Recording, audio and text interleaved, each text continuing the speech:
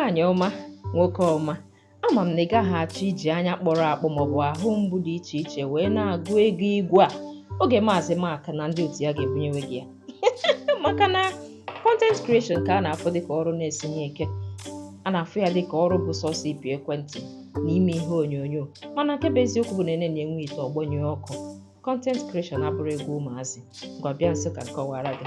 Ị makwa na itinye ya n'ekwentị oge niile maọbụ na laptọpụ na-ebute anya mgbu. Nke a mere o ji wee baa oke uru na ị ga-ekpuchite anya gị site n'ihe ọ bekee kpọrọ protective glasses maọbụ ijee n'ekwentị gị tinye ya na eye care. Nke a bụ nke mbụ. Nke abụọ n'ime ya wee bụrụ posture, ka isi wee nọdụ. Etu isi wee nọrọ na-apị ekwentị na-ebute obi mgbu, azụ mgbu, olu mgbu maọbụ ụkwụ mgbu.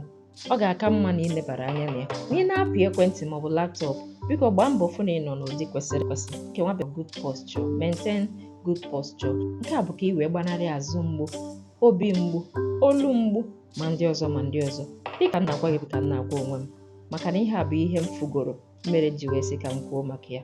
Ngwanụ, mezie onwe gị anya. Ya gazie.